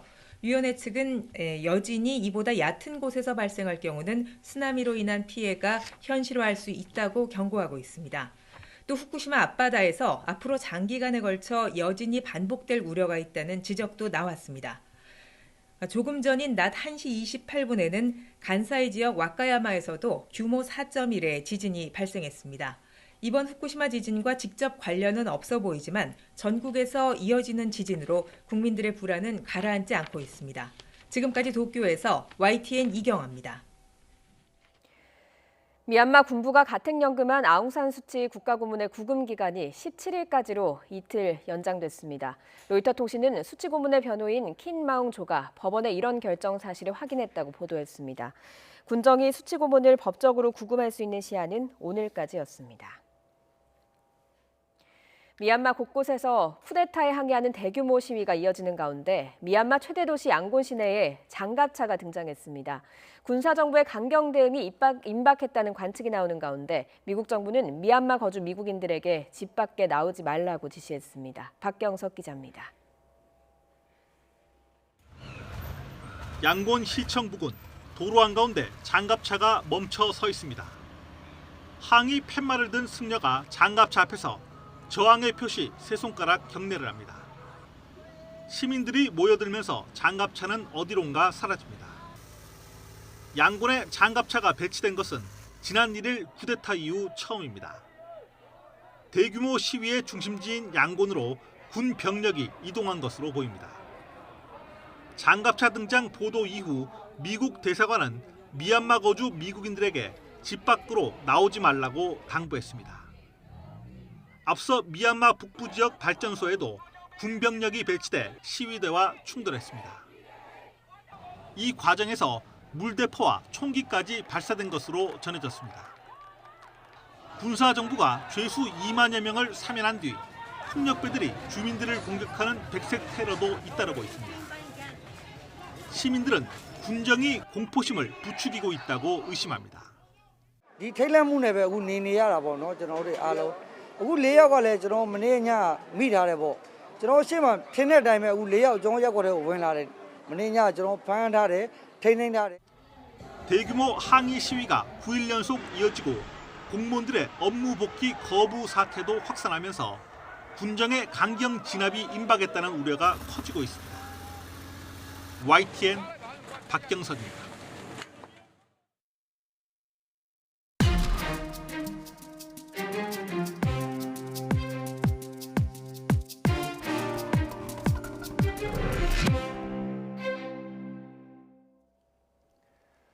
(4월) 재보궐선거가 2달도 채 남지 않은 가운데 부산에서도 서울과 같이 치열한 경쟁이 이어지고 있습니다. 이번 주엔 부산시장 보궐선거 후보들 만나볼 텐데요. 그 첫 시간으로 부산의 운명을 바꾸겠다며 나선 민주당 예비후보 김영춘 전 해양수산부 장관과 이야기 나눠보겠습니다. 장관님 나와 계십니까? 예, 안녕하세요. 김영춘입니다. 네, 지금 부산이시죠? 예, 부산입니다. 네, 어제까지 설 연휴였는데 이번 연휴 어떻게 보내셨습니까? 예, 저도 설날 당일은 선침 여소에 참배도 가고 성묘도 했습니다. 그 이외의 시간은 설 전에는 전통시장도 가보고 식당이나 또 여행업계 종사자 이런 어려운 상황에 놓인 시민들을 많이 만나고 다녔습니다. 네. 숫자가 제한돼 있어서 많은 분들을 뵙지는 못했지만 더 어려운 분들을 찾아다녔기 때문에 이 코로나19 때문에 겪는 고통을 생생하게 잘 전달받을 수 있었습니다. 네. 후보님 지금 마스크 쓰고 계시는데 부산도 이 코로나19와 관련된 예. 경각심, 우려들이 많지 않습니까? 그런데 오늘부터 거리두기가 예. 완화된 서울과 달리 부산 같은 경우에는 설 이전에 이미 10시까지 영업 제한은 풀렸다고 하더라고요. 영업은 가능했지 않습니까? 시민분들 예, 여론은 예. 어땠습니까? 특히 주점이나 식당을 경영하시는 분들은 영업시간 제한을 해제하는 것을 또 좀 늘리는 것을 당연히 환영을 하셨습니다. 그런데 더 중요한 것은 시간보다는 숫자 제한을 풀어주는 거다. 그런 입장에서 아쉬움도 많이 이야기하셨죠. 네. 코로나19가 확산할 수도 있다 이런 우려는 없었습니까? 부산은 상대적으로 수도권에 비해서는 코로나 확진자 숫자가 적은 편입니다. 그래서 영업시간을 좀 푸는 것에 대해서 코로나 확산이 될 거다라는 그런 걱정은 많이 없는 것 같습니다. 네, 알겠습니다. 지금부터 본격적으로 선거 얘기해 보겠습니다. 조금 불편하실 수도 있는데 이번 4월 보궐선거에서 민주당이 상대적으로 좀 열세다 이런 여론들이 많거든요. 어떻게 생각하십니까? 예, 이번 선거의 출발점 자체가 민주당 소속 시장의 과오 때문에 잘못 때문에 일어난 일이니까 그렇기도 하고 또 코로나19와 민생 경제가 아주 어려워진 상황에서 정부 여당에게 책임을 묻는 그런 여론도 많습니다. 그런 상황에서 민주당이 특히 부산에서는 전통적으로 민주당보다는 국민의힘 우세했기 때문에 더 어려운 그런 보궐선거를 맞고 있습니다. 네. 후보님께서 앞서 간략하게 오거돈 전 시장의 성추행 사건, 그러니까 과오를 언급을 하셨는데 후보님이 지금 민주당 후보지 않습니까? 민주당 후보로서의 책임감도 있을 것 같은데요. 그렇습니다. 없었어야 될 선거를 치르고 있는 점에 대해서 저희들로서는 피해자분과 그리고 상처를 입은 모든 부산 시민들께 정말 죄송스러운 마음입니다. 하지만 부산이 워낙 어려운 도시고 경제 상황이 너무 나쁘기 때문에 집권 여당으로서 후보를 내서 부산의 위기를 극복할 수 있는 해법을 제시하고 국민의힘과 맞서서 이 부산 살리기 경쟁을 하는 게 더 책임 있는 자세가 아닌가 그런 차원에서 후보를 내기로 하고 저도 출전을 했습니다. 네. 앞서 부산 경제를 살리겠다라고 말씀하셨는데 이렇게 어떻게 보면 쉽지 않은 여론 이 가운데서도 출마를 결심하시게 된 결정적인 동기다 이렇게 보면 되겠습니까? 그렇습니다. 저 개인적으로는 어려운 선거인데 왜 여기에 나오려 그러느냐 그런 만류도 많이 받았습니다만은 제가 민주당에서는 가장 다선 의원 출신이고 또 문재인 정부에서 해양수산부 장관을 2년 가까이 지낸 사람으로서 어려워진 부산의 위기 상황을 모른 채 외면할 수는 없었습니다. 또 그런 위기를 해결해 본 경험을 가진 사람으로서 부산 시민들에게 이렇게 하면 부산을 살릴 수 있겠습니다. 저희들이 기회를 주십시오라고 부탁을 드리는 것이 더 책임 있는 자세다. 그런 마음으로 열심히 뛰어보고 있습니다. 네. 앞서 후보님께서 오거돈 전 시장 그 사건의 피해자분에게 죄송한 마음이다라는 말씀을 해주셨는데 이와 관련해서 만약에 당선이 되시면 부시장 가운데 한 분을 여성으로 지명하겠다라고 밝히셨더라고요. 이게 근본적인 해법, 재발 방지 대책이 되겠습니까? 꼭 공직뿐만 아니라 우리 사회 전체가 그렇습니다만은 여성이 약자인 그런 사회 문화 속에 살고 있습니다. 저는 우선 부산시장이 관장할 수 있는 공직사회에서부터 여성이 약자가 아니라 당당한 일원으로서 활동하고 사회생활을 할 수 있도록 그렇게 만들겠다는 생각입니다. 그 가장 상징적인 출발점이 부시장이 2명인데 2명 중에 1명을 여성 부시장으로 해서 유리천장을 좀 깨보겠다는 생각입니다. 당연히 그 밑에 간부들도 간부들의 여성 공무원 비율을 일정 비율 이상 의무화시켜서 이제 여성들이 소수이고 약자인 그런 공직이 아니라 자기 권리와 활동에 제약이 없는 그런 공직 사회를 만들겠다라는 제 의지의 표명이 두 명 중에 한 명을 여성부 시장으로 하겠다는 겁니다. 네. 후보님, 구체적으로 최근 여론조사를 좀 살펴보면 국민의힘 박형준 예비 후보보다 대체적으로 좀 격차가 좀 있는 것 같더라고요. 역전하실 수 있다 이렇게 자신하십니까?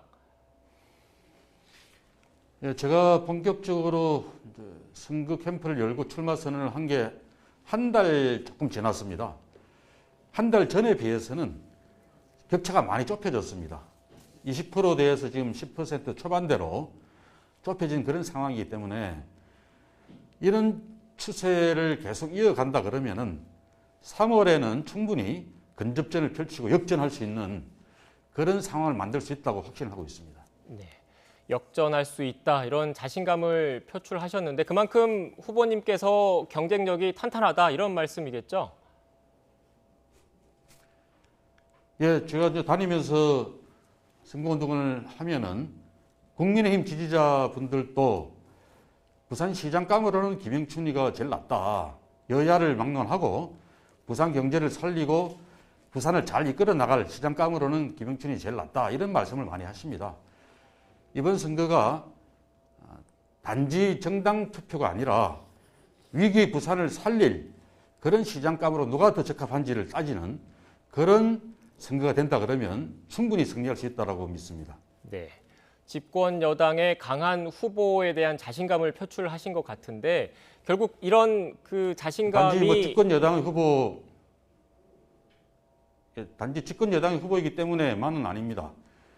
저는 해양수산부 장관을 지낼 때 위기에 빠진 한국 해운 산업을 재건하고 또 세월호 사고 때문에 초토화되었던 해양수산부 조직도 아주 사기가 높은 조직으로 일신시켰던 그런 경험이 있습니다. 현재 부산도 위기입니다. 이 위기의 부산시 조직을 잘 이끌어서 부산 경제도 확 좀 꽃피게 되살아나게 만드는 그런 위기 해결사로서의 경험을 김영춘이 갖고 있고 그 점을 부산 시민들이 인정해주고 계시다고 생각합니다. 네, 위기에 빠진 해운 산업을 재건했다라고 말씀하셨는데 구체적으로 어떤 내용이 있습니까? 국민들도 기억하시겠습니다만 2017년 초에 한진해운이 파산했습니다. 한국 최대의 해운 선사였던 한진이 파산하면서 우리나라는 무역국가인데 수출입 화물을 실어 나르는 원양 선대의 절반이 날아가 버렸습니다. 1년에 매출이 10조 원이 감소를 했죠. 그런 상황에서 제가 해양수산부를 이끌고 해운 재건 5개년 계획을 세우고 총 8조 원의 투자 계획을 세웠습니다. 정부 안에서도 많은 반대가 있었습니다. 해운 산업 밑 빠진 덕에 물 붓기 아니냐 그런 반대가 참 많았죠. 그런데 그걸 다 이겨내고 범정부 계획으로 확정을 짓고 해운선사의 배를 발주를 시켰습니다. 그 결과 과거의 현대상선, 지금 HMM이라는 회사가 한 10년 동안 거의 매년 평균 5천억 원씩 영업 적자를 보았던 회사인데 작년에는 연 1조 원 흑자로 돌아섰습니다. 이런 게 제가 말씀드리는 위기 해결사로서의 경험을 말씀드리는 겁니다. 네. 후보님, 부산 경제를 살리겠다. 어떻게 보면 이게 핵심인 거지 않습니까? 이 공약과 관련해서 빼놓을 수 없는 게 가덕도 신공항 문제일 것 같거든요. 예, 그렇습니다. 네, 이 가덕도 관련해서 신공항은 어떤 국민의힘 의원님은 고추 말리는 공항을 지방에 또 왜 짓냐 이렇게 비아냥도 하셨는데 부산, 경남, 울산이 짓고자 하는 가덕도 신공항은 그런 것과는 완전히 다른 공항입니다. 이거 무슨 한가하게 여행이나 더 쉽게 다니자는 공항이 아니라 점점 더 힘들어져가는 부울경 경제를 다시 살리고 대전환을 시키고자 하는 생존의 절박한 몸부림입니다. 지금 당장 김해공항만 하더라도 고추 말리는 공항이 아니라 연간 1,000억 원 이상 영업 흑자를 보는 김포공항보다 더 흑자를 많이 내는 그런 공항입니다. 그런데 현재 포화 상태죠. 이런 김해공항을 그 자리에서는 안전하지도 못하고 24시간 운행도 안 되기 때문에 그런 것이 가능한 가덕도에다가 24시간 여객기와 화물기가 다 이착륙할 수 있는 경제공항, 동남권 관문공항을 만들어 보겠다는 겁니다. 그렇게 해서 첨단 산업, 또 바이오 산업 같은 새로운 시대에 걸맞는 그런 산업으로 구조 전환을 해보자는 것이 부울경 지역 주민들의 염원입니다. 이런 공항을 고치 말리는 공항이다, 뭐 지방에 왜 그렇게 큰 공항을 짓느냐, 이렇게 말씀하시는 것은 이 지역 실정을 잘 모르시는 분들의 말씀이라고 생각합니다. 네. 후보님, 그런데 가덕도 신공항 같은 경우에는 국민의힘 입장에서도 어떻게 보면 찬성하는 입장이고, 더 나아가서 김종은 위원장이 한일 해저터널 이야기까지 꺼낸 적도 있거든요. 여기에 대해서는 어떻게 생각하십니까? 이제 국민의힘이 최근에 와서 부산 국회의원들도 이제 찬성 입장을 내고 있습니다. 그런데 당장 특별법 발의안 숫자만 보더라도 국민의힘은 부산 국회의원 15명이 발의를 했고요. 민주당은 138명이 발의를 해서 사실상 당론인 그런 상황으로 가덕 신공항을 추진하고 있습니다. 부산 국민의힘 국회의원들만 하더라도 몇 년 전, 불과 작년까지만 하더라도 공개적으로 가덕 신공항 지지하겠다고 했던 국회의원이 제 기억에는 한두 사람밖에 없습니다.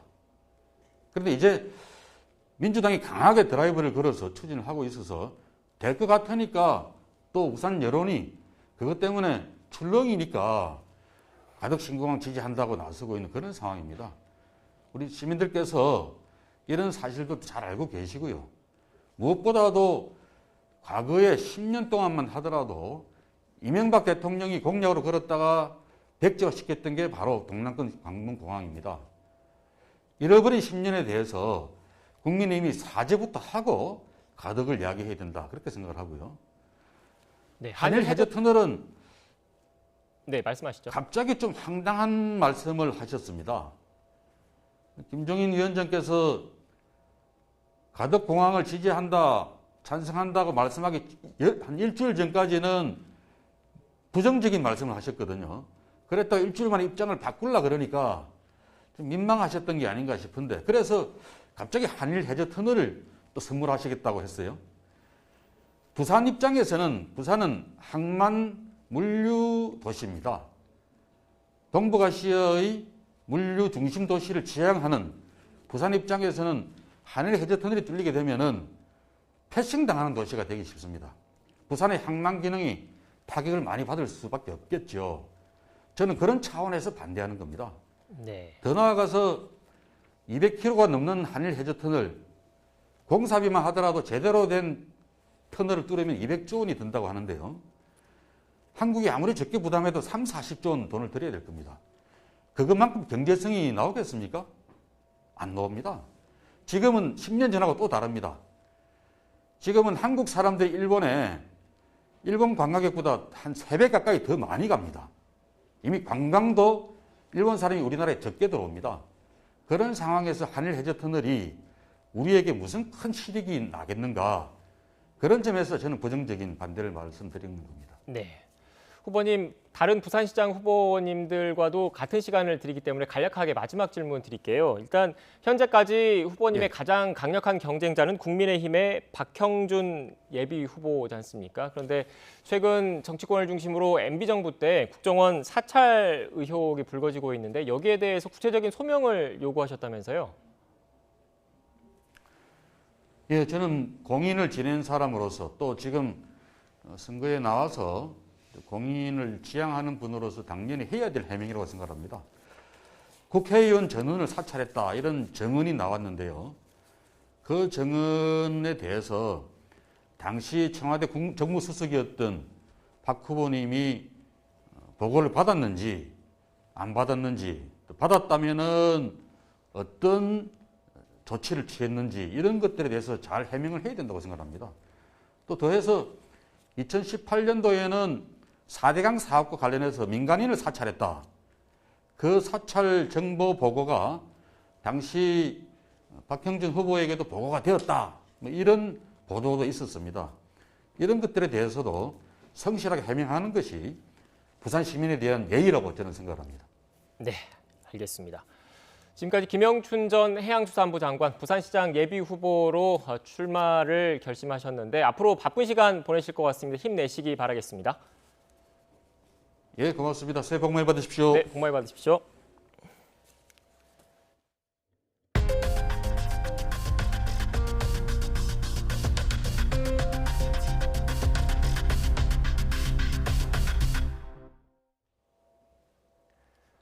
문재인 대통령이 백신 접종이 본격화하는 3월부턴 일률적으로 강제하는 방역에서 자율과 책임에 기반한 방역으로 전환해 새로운 거리 두기 방안을 시행할 것이라고 밝혔습니다. 또 오늘부터 완화된 거리 두기 기준은 방역 상황이 통제 범위 안에 있다는 판단 아래 방역과 민생의 균형을 위해서 고심 끝에 내린 조치라고 설명했습니다. 직접 들어보시겠습니다. 정부는 2달 이상 이어진 사회적 거리두기 단계를 하향 조정했습니다. 방역 상황이 우리 방역 시스템과 의료 시스템의 통제 범위 안에 있다는 판단 속에서 방역과 일상의 조화, 방역과 민생의 균형을 이루기 위해 고심 끝에 내린 결정입니다. 정부는 백신 접종이 본격화하는 3월부터는 새로운 사회적 거리두기 개편안을 마련하여 시행할 계획입니다. 집합 금지와 영업 제한 등의 일률적인 강제 조치를 최소화하면서 방역 수칙 위반 활동과 행위를 엄격히 제한하는 방식으로 바꾸어 나갈 것입니다. 이제 일률적으로 강제하는 방역에서 자율과 책임에 기반한 방역으로 전환하고자 합니다. 자율성을 확대하여 생업의 길을 넓히는 대신 책임성을 더욱 높이자는 것입니다. 방역 수칙 위반 행위에 대해서는 원 스트라이크 아웃 등 보다 강화된 조치를 취함으로써 방역에 빈틈이 생기지 않도록 하겠습니다. 코로나19로 일터 풍경도 달라졌습니다. 재택근무가 자리 잡기 시작했고 아프면 쉬기 지침도 널리 알려졌습니다. 하지만 정작 재택근무와 연차 사용을 바라보는 시선 아직 1년 전에 머물러 있다 이런 반응이 적지 않습니다. 김다연 기자입니다. 4년 동안 대학교에서 계약직으로 일해온 김진희 씨. 만성 비염의 알레르기로 골골대기 일수입니다. 한 달 꽉 채워 일하면 연차가 생기지만 아프면 쉬기보다 아파도 참기가 익숙합니다. 동료들 눈치가 보여 차마 입이 떨어지지 않는 데다 하루 쉬고 오면 코로나19 증상 아니냐고 물어대니 성가신 것도 사실입니다. 3번 중에 한 번은 쓰지만 나머지 2번은 그냥 참고 나갔던 것 같아요. 콧물도 날 때도 있고 기침도 할 때도 있는데 그럴 때마다 코로나 아니냐고 그럴 때마다 너무 부담이 되고 14년째 금융권에 몸담은 서준수 씨는 지난 여름부터 재택근무를 시작했습니다. 하지만 편해 보인다, 놀면서 일하냐는 부러움 섞인 지인들의 농담에 불쾌할 때가 한두 번이 아닙니다. 일단 주변에서 재택근무 한다고 하면은 첫 번째는 일단 재택근무하는데 좋겠다, 회사가 그런 거 잘해주네 하는 게 있고, 또 하나는 재택이면 그 노는 거네, 휴가네, 이런 식이 사람이 많긴 많아요.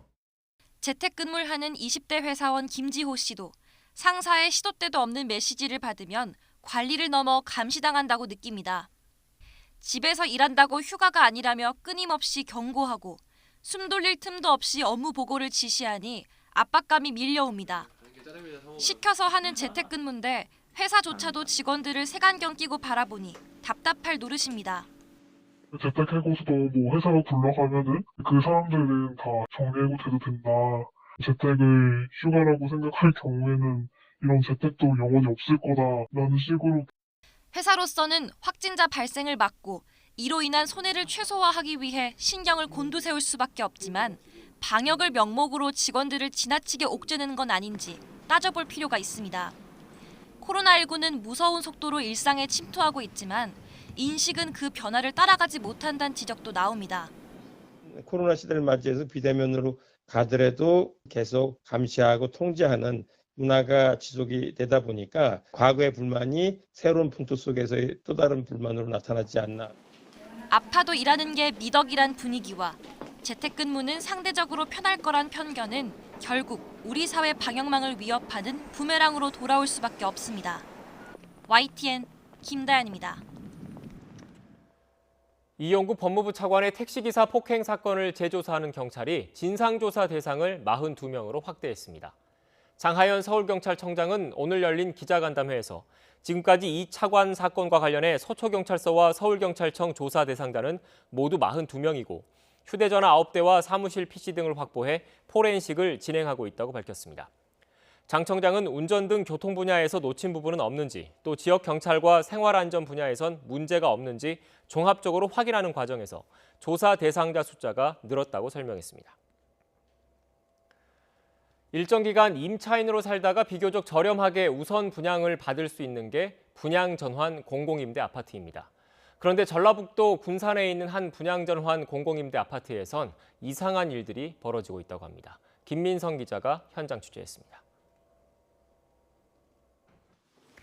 전북 군산의 한 공공임대 분양 전환 아파트. 2014년에 입주한 아파트인데 비만 오면 여기저기 물이 줄줄 샙니다. 건물 곳곳에 금이가 있고 맨손으로 건드려도 외벽이 툭툭 떨어집니다. 엘리베이터 고장은 이제 놀랍지도 않을 정도. 18층까지 그 어르신들이랑 그 아이들이 오르락내리락 하면서 참 힘들었거든요. 며칠 정도나 멈춰 있었어요? 이게 승강기간 10에서 한 10일 정도 멈춰 있었거든요. 10일? 예. 주민들은 부실한 건설사가 임대 사업을 넘겨받는 과정에서 이런 부작용이 생겼다고 지적합니다. 건설사에서 내야 되는데 건설사에서 납부를 안 하니까 지금 세대에서 나눠서 지금 내고 있어요. 그래서 그걸로 지금 운영을 하다 보니 관리사무소 운영도 지금 계속 빵꾸가 나는 거고. 애초 아파트를 지었던 건설사는 우선 분양을 앞둔 지난 2018년 자본금 5억 원 규모인 지금의 건설사에 900세대 넘는 아파트 단지를 매각했습니다. 이후 지자체 요구 조건을 충족 못해 우선 분양이 터덕거렸고 약 200세대가 내 집 마련의 꿈을 접고 아파트를 떠났습니다. 당시 퇴거 세대 중 상당수는 건설사로부터 보증금을 돌려받지 못했고 주택도시보증공사를 통해서야 구제받을 수 있었습니다. 현재까지 주택도시보증공사가 해당 건설사 대신 환급한 보증금은 이 아파트에서만 170억 원, 전국적으로는 230억 원이 넘습니다. 주택도시보증공사가 건설사를 상대로 통장 압류에 나섰지만 피해 복구는 쉽지 않은 상황입니다. 게다가 이런 혼란 속에 건설사는 신탁사와 담보신탁 계약을 맺고도 아파트 임대 사업을 이어갔다는 의심까지 받고 있습니다.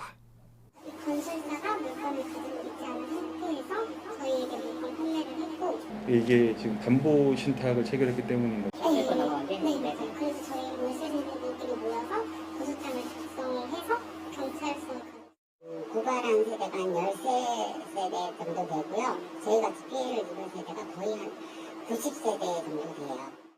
이들이 사는 아파트에 대한 신탁사의 공매 절차는 당장 이달 말부터 차례로 시작됩니다. 반론을 듣기 위해 해당 건설사 측에 여러 차례 접촉을 시도했지만 연락조차 닿지 않았습니다. 직원과의 연결이 실패하였습니다. 잠시 후 다시 걸어주시기 바랍니다. YTN 김민성입니다. 서울 용산구 한남동에 있는 아파트죠. 한남 더 힐이 7년 연속 전국에서 가장 비싼 가격에 거래된 것으로 나타났습니다. 부동산 정보업체 직방은 지난해 10월 한남 더 힐의 전용 면적 243제곱미터가 77억 5천만 원에 팔려 지난 한 해 전국에서 가장 비싼 매매가를 기록했다고 밝혔습니다. 2014년 65억 6,500만 원을 시작으로 2016년 82억 원, 2019년 84억 원 등에 이어서 7년 연속으로 전국 최고 매매가 자리를 유지한 겁니다. 서울시와 민간 기업이 대규모 개발 문제를 놓고 여기저기서 갈등을 빚고 있습니다. 대한항공의 송현동 부지 처리 문제가 대표적이고 최근엔 하림그룹의 양재동 물류단지 개발 문제도 불거졌는데요. 구수본 기자가 짚어봤습니다. 경부고속도로 양재-나들목 부근 옛 한국화물터미널 부지입니다. 정부가 도시첨단물류 시범단지로 지정한 이 부지를 하림그룹이 사들였고 지난해 8월 서울시에 개발 계획을 제출했습니다. 최대 용적률 800%를 적용해 70층짜리 물류 연구개발 등 복합시설을 세우겠다는 겁니다. 하지만 인허가권을 가진 서울시는 교통 여건과 주변과의 형평성 등을 고려해 용적률 400%의 50층 이하를 요구하고 있습니다. 지하를 개발을 하는 것까지 포함을 하면은 대략 한 1600% 이상을 넘는 이런 초고밀 개발이 되겠습니다. 바로 옆에 부지인데 불구하고 여기는 400% 이하의 또 많은 공공기여로 한다는 게 과연 시민의 정서에 맞는 형평성 있는 공정한 행정인지. 하림 측은 서울시가 사업을 지연시킨 탓에 지금까지 약 1,500억 원의 손해를 봤다며 서울시가 법령과 국가계획, 정부 지침을 무시하고 있다고 반박합니다. 양측 주장이 첨예하게 맞서는 데다 하림 측 일부 주주는 공익감사까지 청구한 상태입니다. 다른 데하고 비교한다는 게 다른 데는 도시계획이나 아니면 지구단위 계획에 적용을 받는 데고 여기는 물류시설법에 적용을 받는 데거든요. 그래서 그걸 등가적으로 형평성이 문제된다는 그 논리 자체를 저희는 이해를 못하겠습니다. 서울 광화문 인근 송현동 부지 매각 문제도 지지부진합니다. 서울시는 이 부지를 공원화하기로 했지만 당장 돈이 없자 한국토지주택공사 LH가 대신 대한항공의 땅값을 치르고 LH에는 시소유 다른 땅을 넘겨주는 방식을 추진했습니다. 마포구 서부운전면허 시험장 용지가 유력했는데 인근 민원이 거세지면서 LH가 계획을 철회했습니다. 다른 후보지를 놓고 협의해야 하지만 서울시장도 LH 사장도 공석이어서 논의가 진척될 리 없습니다. 굵직한 도시개발 이슈를 수장 없이 결정하기는 부담스러운 상황. 결국 문제 해결 실마리는 오는 4월 차기 시장이 결정된 이후에나 풀릴 거란 전망이 나옵니다. YTN 구수볼입니다. YTN은 전남 담양에 있는 제지 공장 한솔 페이퍼텍을 둘러싼 갖가지 불법과 탈법을 잇따라 고발합니다. 오늘 먼저 국유지와 사유지를 수십 년 동안 무단으로 썼거나 쓰고 있는 현장을 김범환 기자가 취재했습니다. 지난 1983년 전남 담양군 대전면 소재지 바로 옆에 들어선 제지 공장입니다. 대전면 남쪽에서 오일시장과 학교가 있는 것으로 길이 이어집니다. 그런데 이 길은 보시는 것처럼 공장으로 이어집니다. 공장 한가운데에 마을 길이 있었던 셈입니다. 한솔 페이퍼텍 공장 안을 가로지르는 폭 4m 정도의 국유지 길은 900여 미터. 한솔 페이퍼텍은 얼마 전 문제가 제기되기 전까지 철문을 달아 걸어 잠그고 마치 자신들의 땅처럼 쏘았습니다. 이 길로 해서 어르신들이 시장도 보러 다니고 그런 길인데 양령제 시절 들어선 이후로 그 어느 순간에 이 도로를 막아버리고 자기들이 지금 이 뒤가 다 그린벨트인데 자기들 땅처럼 도로를 막고 불법으로 사용하고. 공장 정문 옆 국유지도 무단으로 사용하다가 주민들이 민원을 제기한 뒤에야 얼마 전에 원상 복구했습니다. 두 건의 국유지에 대해서 20년, 30년 동안은 무단으로 사용해서 저희들이 민원 제기해서 20, 30년 동안은 아무 제재 없이 자기 땅같이 사용하고 있었습니다. 문중 땅에도 무단으로 건물을 지어놨습니다. 지금 여기가 영천이시 문중 땅으로 들어갔고 영천이시에서 문중에서 이거를 원상복귀 해주라고 했는데도 지금 아직 안 돼 있는 상태입니다. 공장을 세울 때는 설계 도면에 공장 옆 도로가 6m로 돼 있지만 실제는 4m도 되지 않습니다. 하루 100대가 넘는 대형 화물차가 다니는 정문 앞 진입로도 땅 주인이 원상 복구를 바라는 사유지입니다. 이에 대해 한솔 페이퍼텍은 일부 사유지가 포함되어 있지만 회사만을 위한 진입로가 아니라 공용 도로라고 해명했습니다. 또 사유지 사용료를 주고 써왔으나 계약이 연장되지 않아 원만하게 해결하려고 한다고 밝혔습니다. 하지만 어떻게 수십 년 동안 국유지 무단 사용이 가능했는지, 사유지는 누가 포장해 쓰도록 허가했는지 의문이 증폭되고 있습니다. YTN 김범환입니다. 날이 따뜻했던 연휴와 달리 다시 찬바람이 강해졌습니다. 지금 보시는 곳은 경기도 평택 군문교인데요. 갈대숲이 바람에 크게 흔들리고 있고요. 하천의 유속도 빨라진 모습입니다. 특보 상황을 한번 볼까요? 지금 전해안에는 강풍특보가, 해상에는 풍랑특보가 발효 중이고요. 내일 아침 기온이 10도 이상 크게 떨어질 것으로 예상되면서 한파특보도 내려져 있습니다. 오늘 퇴근길부터 기온은 영하권으로 떨어지겠고 내일 아침 서울 기온은 영하 6도, 모레에는 영하 10도까지 곤두박질하겠습니다. 추위 속에 내일 오후부터 전국 곳곳에 눈이 예상되는데요. 경기 남부와 충청 지방에는 최고 7cm, 서울 등 그 밖의 내륙에는 1에서 3cm의 눈이 내려 쌓이겠습니다. 이번 주 중반 추위가 절정을 보이는 가운데 호남과 제주도에는 눈이 오겠고요. 주 후반에는 추위가 금세 누그러지겠습니다. 날씨 정보였습니다. 더 뉴스 마치겠습니다. 시청해주신 여러분 고맙습니다.